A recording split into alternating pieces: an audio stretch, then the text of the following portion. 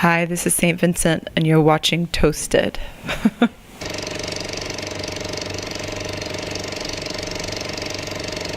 Annie, welcome back in Amsterdam. Thank you. You've been pretty successful in the last couple of 6 months that we didn't talk. It's been really busy, and quite fruitful. You can say that again. Hey, of course you did shitloads of press. You probably forgot. Yeah, you probably forgot that we talked about your heavy metal band to be River of Eyeballs, and I suggested you should team up with Dave Grohl. Yeah. And then I got shitloads of questions from fans saying, "How did you know?" Well, you must be a soothsayer or a psychic. I know that was really wild. Obviously, I wish that we all lived in a world where Kurt Cobain was still alive and that we could all just go see Nirvana. But unfortunately, that's not the case. So I was very incredibly honored to be asked to play with the remaining members at the Rock and Roll Hall of Fame. When I saw that, I was like, "This is spot on! Really, what a good choice." Thank you. That's very sweet. When I was a kid growing up in the suburbs, Nevermind came out when I was 9 years old, and it changed everything. And not just, not just the musical landscape, but socially. Suddenly, this Olympia scene that was like, punk and queer and progressive and feminist and all this stuff, like it was suddenly omnipresent, and it was galvanizing. It galvanized the world, I think. And I don't know if there's been anything like that since, but it means so much to me. I don't think I would be playing music if it wasn't for Nirvana and for that wave of early 90s music. So yeah, it was very emotional for me to get to be a part of it. It was 20 million times more emotional for those guys to play those songs, I imagine. How did you get involved? Did you get a call from Dave or management? How does that go? We went through the sort of official channels, and I got a call from my manager saying, "Well, this is a weird one." And then he explained. Very dry. Love my manager. Very dry. The opposite of a yes man. And I had met Dave at a party once, and he was really sweet and had asked me about my collaboration with David, and so it all came together. Very cool. So now the next question is, will you guys do the River of Eyeballs thing? You know what? It was the coolest thing ever to be on that stage and to hear in my ears, from 5 feet away, Dave Grohl playing drums, because when he starts going, it's just like a locomotive. It's just like get on or fucking get out of the way. It's so powerful. And his kick drum sound is really unmistakable, and I don't know, it was just it would be so cool to play with him again. And we email a little bit, have emailed a little bit since, and I'm definitely looking for some kind of opportunity to say, "Hey, Dave." That would be so cool. Yeah. That would be really cool if you guys would finally do that heavy metal project. Who else would you want to have in the band? For real. Oh, geez. Maybe Lemmy from Motorhead. Can he sing? Can he sing it? Sure. Steve Albini playing guitar too. This is a little bit of a weird mashup. It's not purely metal. It's a little bit post. Well, Youth can play the bass, maybe. You probably work with him too on the Swans record, right? Yeah. You know what? Oh my God, he's so excellent. The pedal steel player for the Swans, German guy, so cool. and I'm spacing on his name, and I hope he doesn't see this interview, but he's fucking rad, and he's really, really cool, and I met him in Berlin, and I want him to play on everything I ever do going forward. You also appear on the Swans record, right?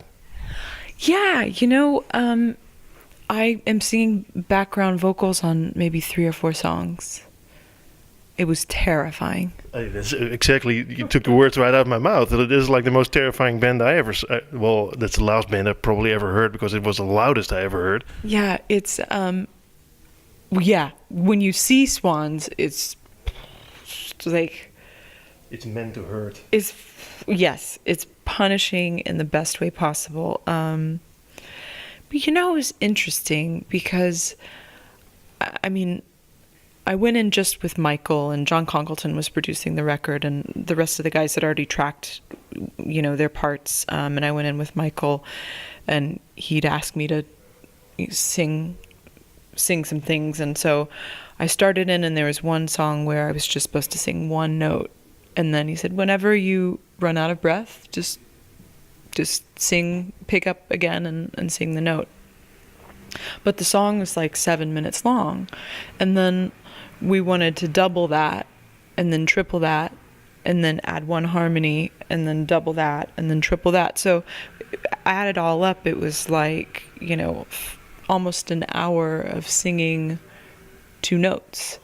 And I've never had the experience with music where I feel like I'm like white knuckle holding on for dear life in this way. Like my voice, all my muscles wanted to give out. It was painful. It was, but also I went probably like a marathon runners talk about, like I went past the point of pain. I went out of my brain completely, like a mantra, like TM or something, and it's this like blur. It's just it's a blur, and I just kind of remember like, okay, the music is bigger than me, and I'm just a little thing in the wind, a little cat in the wind holding onto the ledge. So such an interesting experience. So. Will that song appear on their album actually? Yeah. I mean, I think there are 3 or 4 songs that I sang on that made it. I mean, and again, I'm a whisper in the background. It's not pronounced, but I was so incredibly flattered and honored to do it because I fucking love Swans. Yeah, I can imagine. Yeah, the most intense band ever, probably.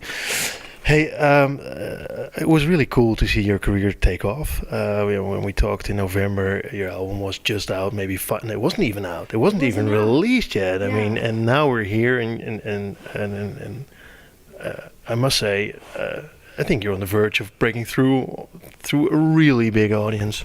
Well, thank you. I mean, it's funny because. I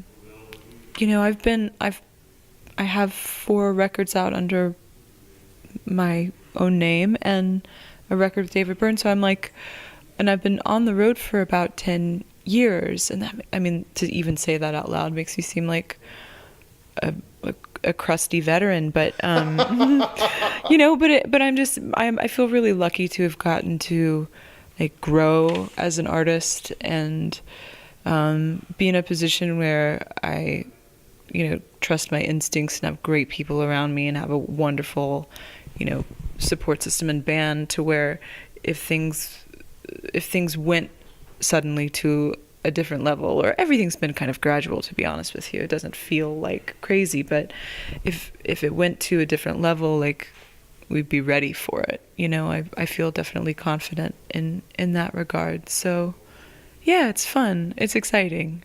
It's definitely exciting. I saw you on Stephen Colbert. It's clear that he's been a fan for a long time, but I mean, he posted a tweet that says, "Not to brag, but I was into Saint Vincent before she was canonized."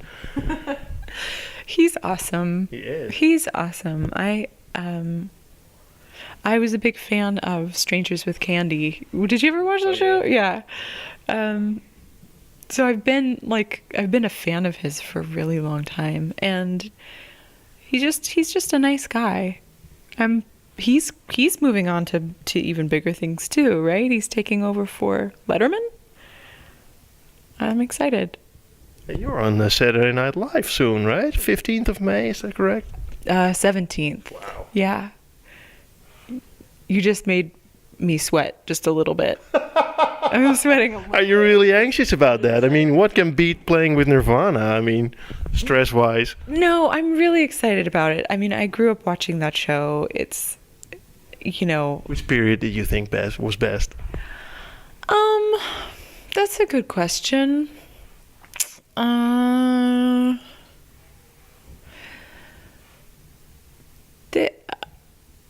mean, okay, I'm thinking like there's like the Chris Farley, Adam Sandler generation. That was cool. I think I was a really big fan of when it was like Tina Fey and Amy Poehler and Maya Rudolph. Those ladies are so funny. Bill Hader, he's great. I like Fred Armisen, obviously. I love that crew. But the new cast is really great too. I think they're really finding their footing, and they've got a whole new writing staff. And from what I understand, I think the show is doing really well. Will you play there, or will you be part of the show? Because I mean, you appeared in Portlandia a couple of times, so you can act. So. Well, I will be playing music, but if they asked me to do a skit, I would happily do it. And we're playing the after party because it's the season finale, so they do a big, blowout at Rockefeller Center afterwards. So we're gonna play. Yeah, it'll be fun. Foo Fighters played, I think, a couple of years ago, last year maybe. Yeah. So I mean, that's saying something about the level of acts being asked to do this, right? Yeah, I think will be on the smaller end of acts who have ever played the show.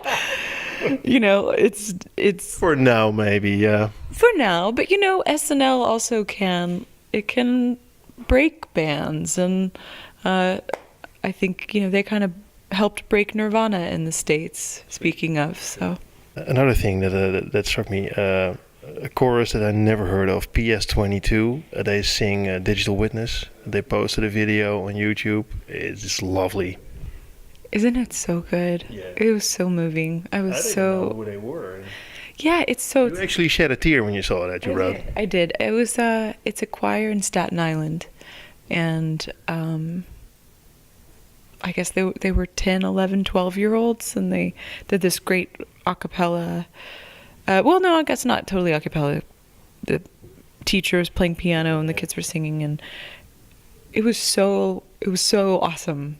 It was one of the sweetest, coolest, sincerest things I've ever seen. What struck me is when I listened to the music, how they performed it, that your song, totally the structure comes out in a completely different way. It was almost like, dare I say it, musical.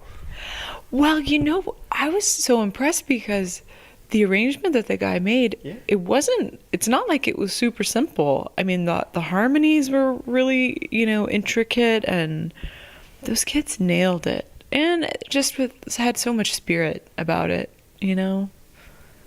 I love delving into your Twitter account. One thing that made me laugh was the Apple ad, and they have Gigantic by the Pixies as a tune. Yeah. Okay, so I spend a lot of time in hotels, as you can imagine, always traveling, and I was kind of watching Law and Order SVU, which is the only thing that's ever on TV, and you hear that is the craziest show. You think you've heard it all until you hear whatever Ice Cube or say whatever, whoever say Ice-T, sorry, say you're telling me she raped herself with a razor blade? You're just what? How is that on TV? Anyway, in between, snippets, just gems like that, I heard, this Apple had started, and I was like, oh, this sounds familiar. This kind of the song kind of kicks in. I'm like, oh my god, and it's kids singing it. No way. It is. It's kids singing. Oh my God. Gigantic. And it's like, what the fuck? Did they? I mean, they must have known, or not. But but that song, like that is common knowledge. It's just common knowledge that that's what that song is about. Yeah, well, I didn't know after that. I'm sorry. Everybody knows that. So dumb. Yeah. It's I should really delve into the lyrics more. I'm sorry. like I'm sorry. This like uplifting kid singing big chorus, gigantic. Well, that's for our viewers to find out. Hey, you're wearing a beautiful jacket, of course. I saw your gig at the Paradiso Club, the famous club in Amsterdam. Yeah. And you were wearing Victor and Rolf, and they're famous designers from Holland, right? Yeah, I am a fan of a number of designers from this region. Okay. Victor and Rolf, Margiela, who I know is Belgium. Please don't ask me. I mean, I'm really not into fashion, as you can see. General vicinity. Yeah, no, this is a great city for fashion. But fashion is a thing for you, right? I mean, you love fashion. I love fashion in the sense that, you can wear art. Like, that is very exciting to me. I'm not into it as a sort of like, status symbol-y kind of thing. That's not that interesting to me. But, so I can enjoy things that are from, $5 from a thrift store or, high-end, slightly more expensive than that. This doesn't look like $5, so. This is from a thrift store, though. Are you shitting me, really? Yes, it is. Oh my God. This place in Salt Lake City where I think they haven't heard of eBay. It's typical for Salt Lake City, probably banned there. There's an amazing store. I bought them out of House and Home. Bought this crazy dress from the 1890s that probably a Mormon sister wife, wore, kind of hoeing the fields or whatever. Wow. I noticed you issued a triangular golden 7-inch. Yeah. Are there still copies left, actually? I think there are. Wow. But and I have one of them if anyone wants to buy it from me. I've never played it, but I don't know if, obviously you can play them,